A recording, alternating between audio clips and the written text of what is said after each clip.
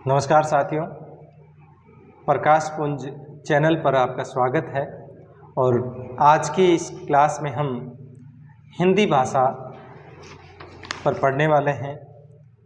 भाषा, व्याकरण एवं लिपि का परिचय, ये हमारा आज का टॉपिक रहेगा, जिसमें हम भाषा की परिभाषा, भाषा के प्रकारों पर, भाषा और बोली में क्या अंतर होता है, इस पर प्रकाश डालेंगे।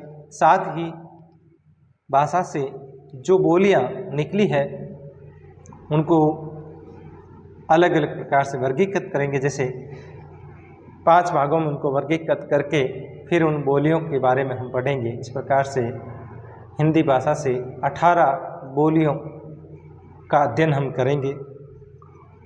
फिर हिंदी भाषा का व्याकरण कितना समृद्ध है उसके बारे में भी हम पढ़ेंगे। फिर व्याकरण के बाद में उसकी लिपि पर भी चर्चा करेंगे। इस प्रकार से हम एक तरह से भाषा, हिंदी भाषा के विस्तृत जो परिचय है उस पर हम चर्चा करने वाले हैं। नमस्कार साथियों, प्रकाश पुंज की आज की इस क्लास में हम हिंदी व्याकरण और भाषा लिपि से संबंधित जानकारियां पढ़ेंगे।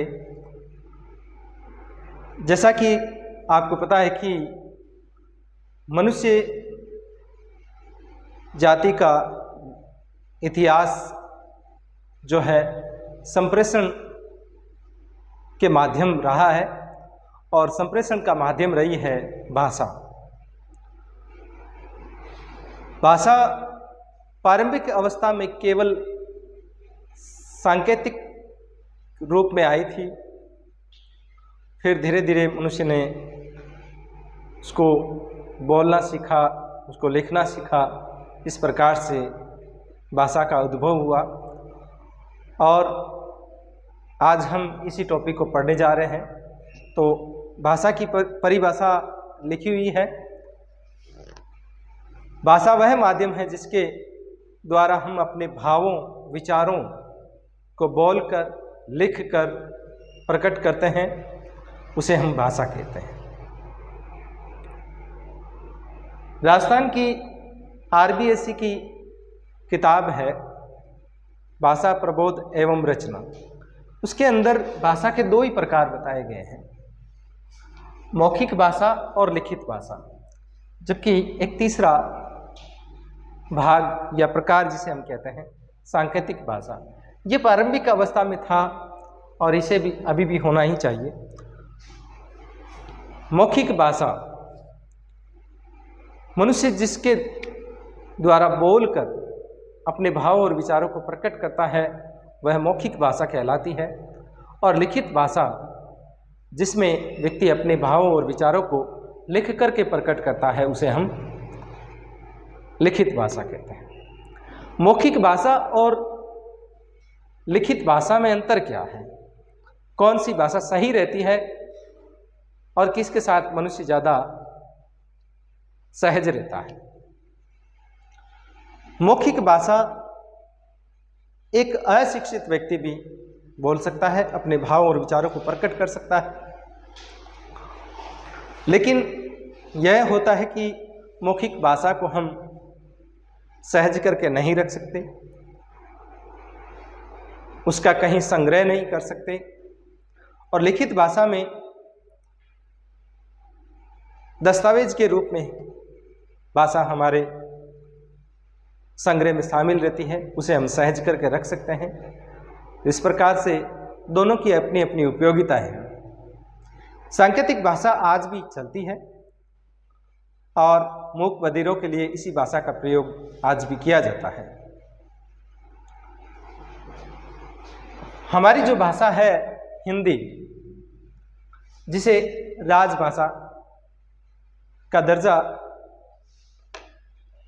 हालांकि संवैधानिक रूप से तो नहीं मिला है, लेकिन हम उसे राजभाषा ही मानते हैं, राष्ट्रभाषा मानते हैं।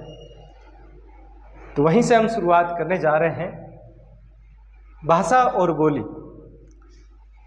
भाषा किसे कहते हैं और बोली किसे कहते हैं, ये दो प्रकार हैं। भाषा जैसा कि ऊपर परिभाषा लिखा हुआ है वो तो है ही, लेकिन भाषा में अपने आप में एक समृद्ध साहित्य होना चाहिए, उसका समृद्ध व्याकरण होना चाहिए, एक मानक लिपि होनी चाहिए और मानक साहित्य होना चाहिए, तो उसे हम भाषा कहेंगे। जबकि बोलियां एक निश्चित परिधि के अंदर, एक निश्चित सीमा के अंदर बोली जाती है, उनका एक निश्चित क्षेत्र होता है। जैसे कि आज भी हम अलग अलग गांवों में जाते हैं तो हर थोड़ी दूर पे बोली बदल जाती है, उसे हम भाषा नहीं कहते हैं, वो होती है बोली। इस प्रकार से बोली वह है जिसका समृद्ध व्याकरण नहीं होता है, वो एक निश्चित सीमा के अंदर बोली जाती है, निश्चित परिधि के अंदर बोली जाती है, उसे हम बोली कहते हैं। बोली में निश्चित एक समृद्ध साहित्य भी नहीं होता है। इस प्रकार से भाषा और बोली में यह अंतर है। जबकि हिंदी भाषा अपने आप में समृद्ध है, उसका अपना व्याकरण है, उसका अपना साहित्य है और भाषा के रूप में उसे मान्यता भी है। तो हिंदी जो है विभिन्न बोलियों में विभाजित है, वर्गीकृत है। जैसे कि हिंदी को 5 बोलियों में बांटा गया है: पूर्वी हिंदी, पश्चिमी हिंदी, बिहारी हिंदी, राजस्थानी हिंदी और पहाड़ी हिंदी।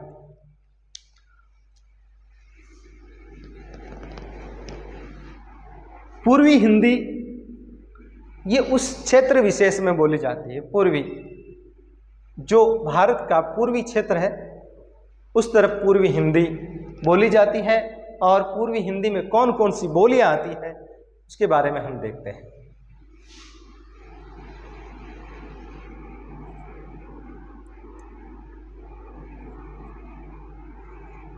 बच्चा याद करना चाहे तो इसको पूर्वी अब छत्तीसगढ़ी हो गई, पूर्वी अब छत्तीसगढ़ी हो गई। तो अवधी, अ से अवधी, ब से बघेली और छत्तीसगढ़ी, छत्तीसगढ़ में बोली जाने वाली बोली जो है वो छत्तीसगढ़ी। फिर इसके अंदर पश्चिमी हिंदी,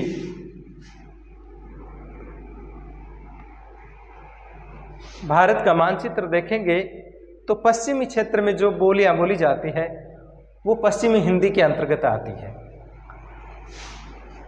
अब इसका एक सूत्र या ट्रिक कह दें कि पश्चिमी हिंदी खड़ी ब्रज बाबू कन्नौजी के पास।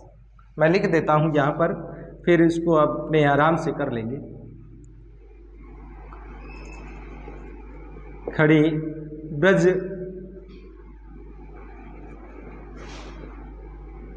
बाबू कन्नौजी के पास। ये इसका एक तरह से क्या है, याद करने के लिए ट्रिक है।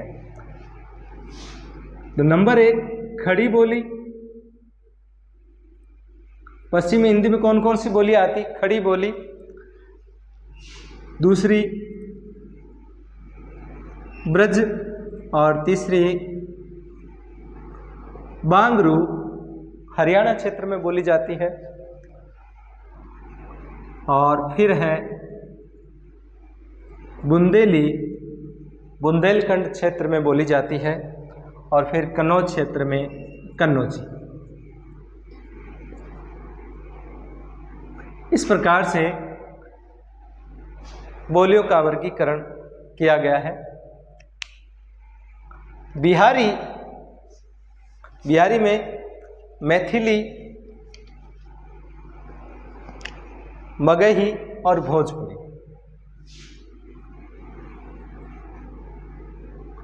मैथिली,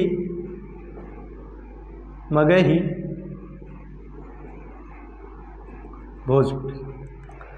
याद करने की दृष्टि से आप इसे याद कर सकते हैं। बिहारी भोजपुरी में लाया, बिहारी, भोजपुरी, मेम, लाया। इसे याद करने की दृष्टि से ऐसे किया जा सकता है। राजस्थानी के अंतर्गत जो बोलियां आती है, मेवाड़ी, मारवाड़ी, मेवाती तथा हाड़ौती।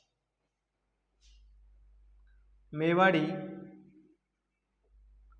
मारवाड़ी, मेवाती और हाड़ौती।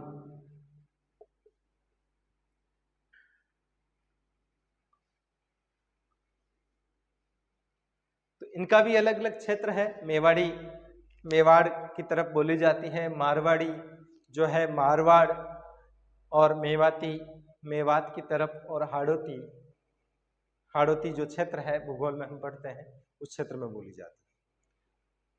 पहाड़ी गढ़ ने कुमाऊं मंडिया में, ये इसका ट्रिक है। पहाड़ी गढ़वाली,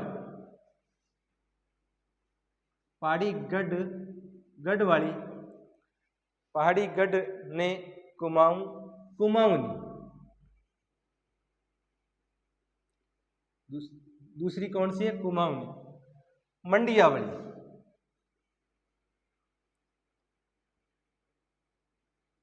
इस प्रकार से हिंदी की बोलियों को 5 भागों में बांटा गया या वर्गीकृत किया गया है, और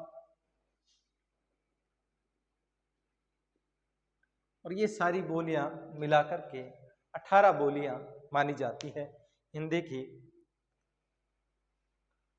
और इन सब बोलियों से ही हिंदी भाषा का विकास हुआ और हमारे सामने एक मानक हिंदी खड़ी बोली के रूप में आती है, और उसे 14 सितंबर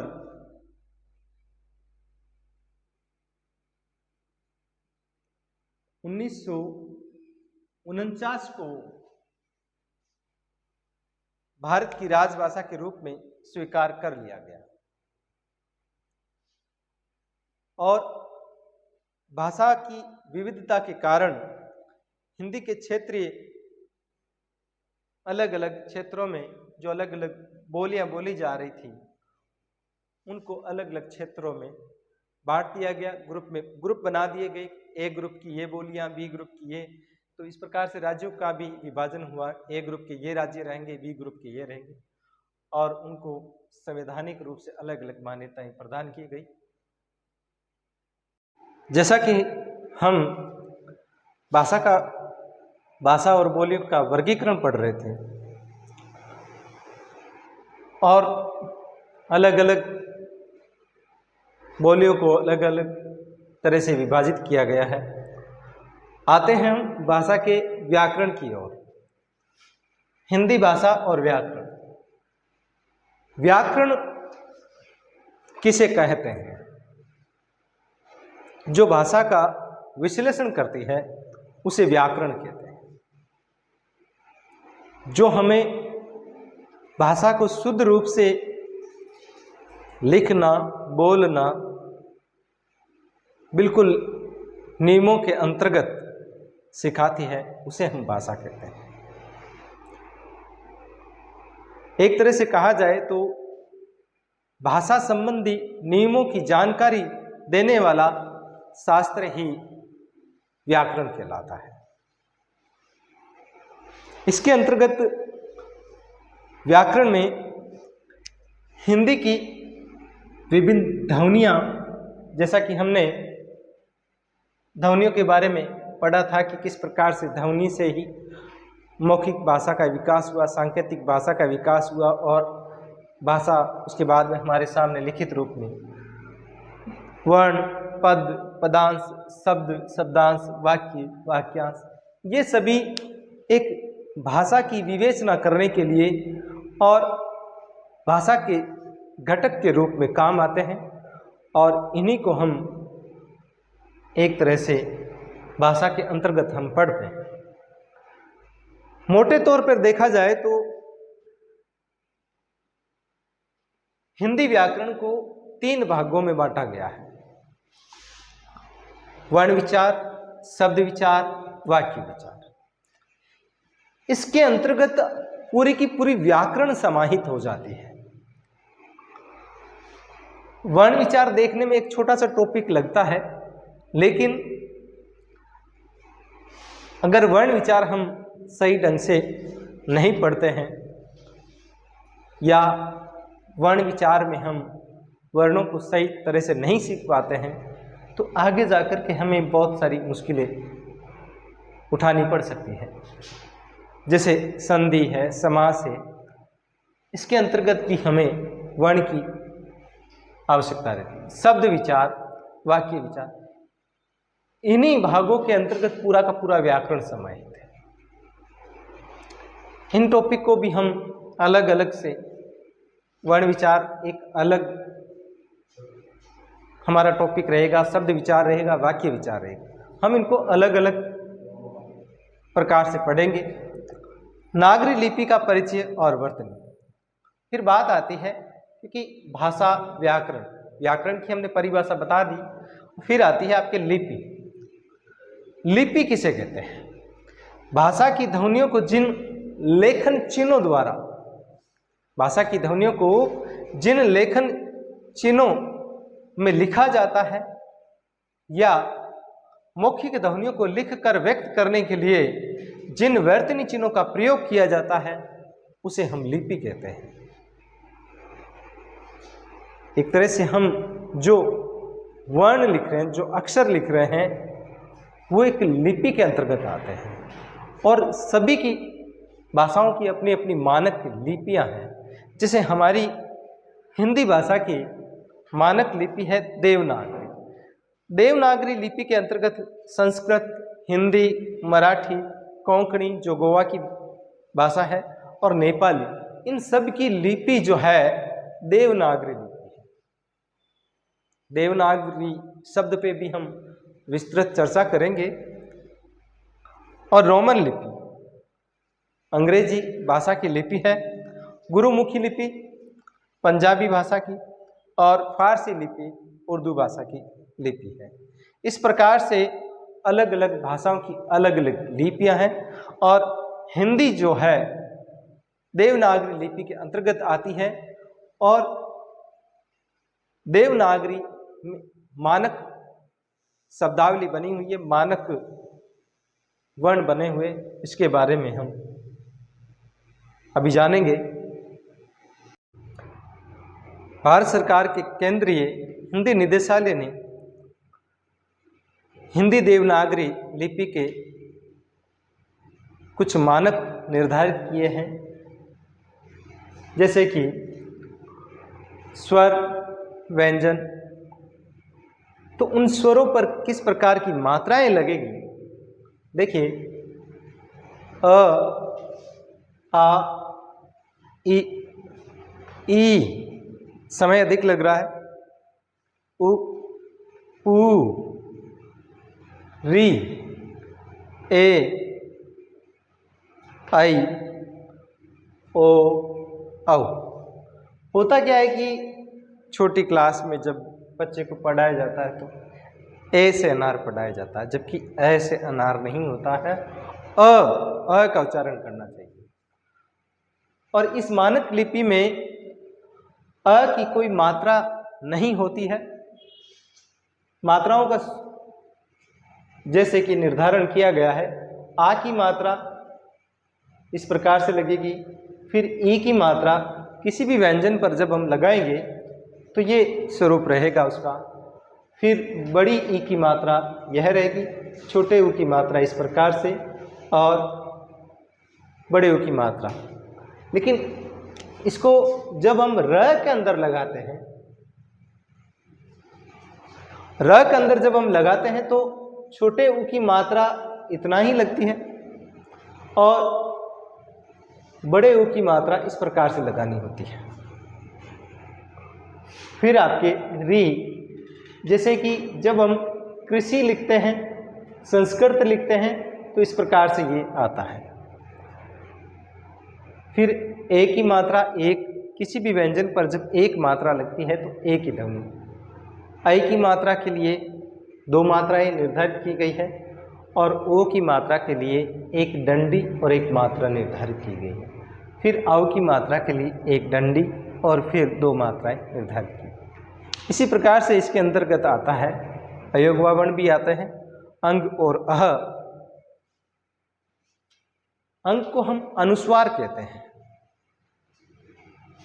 अनुस्वार को जैसे हमें लिखना होता है तो हम किसी भी व्यंजन के ऊपर या स्वर के ऊपर एक बिंदी के रूप में दर्शाते हैं, जैसे अंश, हंस। इसी प्रकार से अनुनासिक चंद्र बिंदु जिसे कहा जाता है, उसे जब हमें किसी व्यंजन स्वर पर लिखना होता है तो हम उसे चंद्र बिंदु के रूप में दर्शाते हैं। आँख। अब यहाँ पर यदि हम केवल अनुस्वार लगा देते हैं तो वो हिंदी की दृष्टि से अशुद्ध माना जाता है। चांद के लिए आपको चंद्र बिंदु का ही प्रयोग करना है, ना कि अनुस्वार का प्रयोग करना है। ऐसे ही हंसना या हंस, देखिए एक हंस यह है और एक हंस यह है, दोनों में अंतर है। ये जो हंस है ये हंस पक्षी है, इसका अर्थ होगा एक जो पक्षी है हंस उसके लिए है, और ये जो हंस है ये इसका मतलब है हंसना, ये हंसने वाले के लिए। इसलिए एक बिंदी भी अपना मामला बिगाड़ सकती है, अपनी हिंदी को अशुद्ध कर सकती है।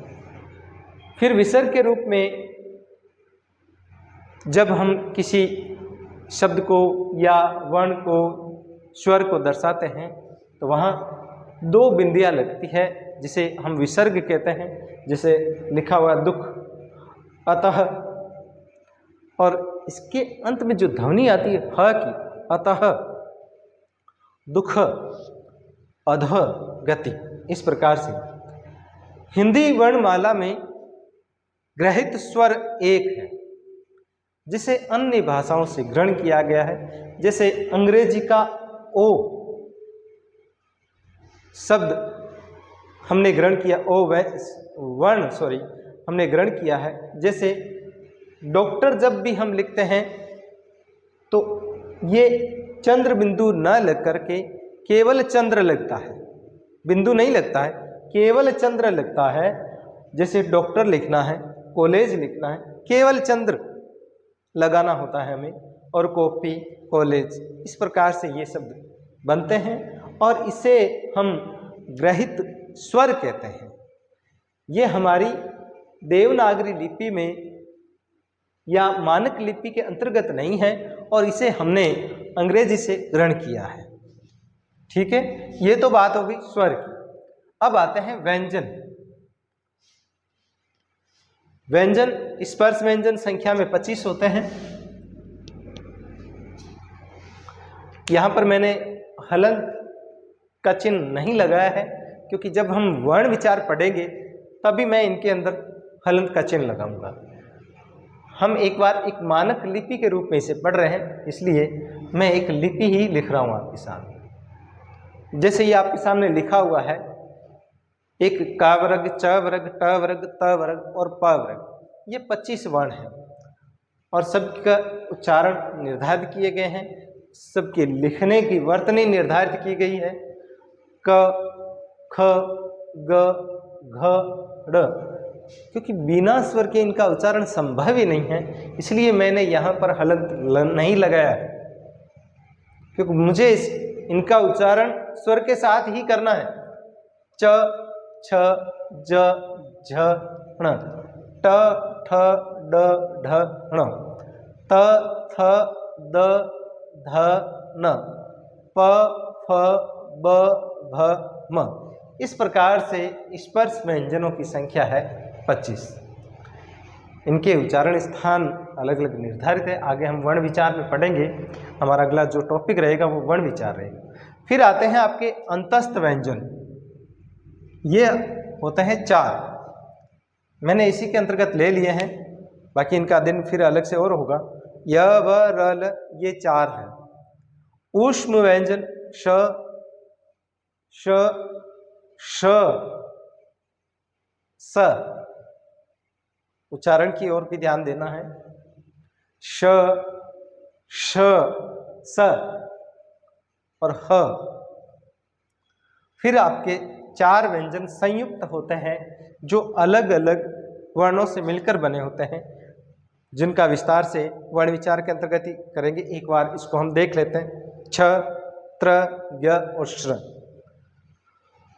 उत्क्षिप्त व्यंजन जो होते हैं ढ और ढ, ये कभी भी शब्द के आरंभ में नहीं आते हैं और हमारी मानक हिंदी के अंतर्गत इन्हें नहीं लिया गया है, ये लिए गए हैं ड और ढ। ड और ढ जो कि शब्द के आरंभ में आ सकते हैं, लेकिन जब भी मध्य में आएंगे उनको ऐसे, मध्य में या अंत में जब भी आएंगे इनको ऐसे लिखना पड़ेगा। इनके नीचे आपको एक छोटा सा बिंदु लगाना पड़ेगा, ठीक। ग्रहित व्यंजन फिर आते हैं आपके ग्रहित, क्योंकि हमारी जो भाषा है हिंदी, वो कई शब्दों को अपने अंतर्गत समाहित करती रहती है, ग्रहित करती रहती है। हमारी भाषा के अंतर्गत आप बहुत सारी बोलियों के शब्द सुनते हैं, बोलते हैं। ऐसे ही अरबी फारसी के ग्रहित व्यंजन भी आ गए हैं, जिनको अरबी फारसी से लिया गया है। क, ख, ग, ज, फ। अब आप कहेंगे कि ये तो सर यहाँ पर भी है, बिल्कुल है, लेकिन जब नुक्ता लग जाता है इनके साथ में, नुक्ता कहते हैं यहाँ पर जो बिंदी लगी है, ये ख, ग, ज और फ के बाद में नीचे जो बिंदी लगी है उसको हम कहते हैं नुक्ता। और ये नुक्ता एक अलग तरह का उच्चारण देता है। जैसे कि मैं बोलूंगा, मैं लिख रहा हूं, अब इसका उच्चारण और इसका उच्चारण देखिए। गजल, गजल, इसके उच्चारण में एक वजन है। इसको मैंने सिंपली बोल दिया, साधारण बोल दिया, गजल, गजल, गजल, गजल। कानून, कानून। फरियाद, ख्वाहिश, ख्वाहिश। इस प्रकार से इन शब्दों का उच्चारण किया जाता है, अलग अलग प्रकार से इनको उच्चारित किया जाता है। ज़हमत एक शब्द, जैसे कि ज़हमत, ये जब बोलते हैं तो एक गले से खर्ज की जैसी आवाज़ आती है, और इनका उच्चारण ज़्यादातर जो उर्दू ज़बान को जानने वाले लोग हैं बहुत अच्छा उच्चारण कर लेते हैं। तो इस प्रकार से हमने भाषा, व्याकरण एवं लिपि का परिचय संक्षिप्त रूप में दिया है, और इनकी आगे से विस्तारित क्लासेस होगी, जैसे वर्ण विचार है, व्यंजन है, शब्द विचार है, वाक्य विचार है। ये निवेदन करना चाहूँगा कि आप हमारे चैनल को अधिक से अधिक प्यार दें, प्रकाश पुंज चैनल के साथ जुड़े, लाइक, कमेंट, शेयर और सब्सक्राइब करें, क्योंकि जब आप लोग लाइक, कमेंट, शेयर करेंगे तो हमें एक तरह से मोटिवेशनल मिलेगा, और हम आपके लिए बहुत मेहनत करके क्लासें लाएंगे। धन्यवाद।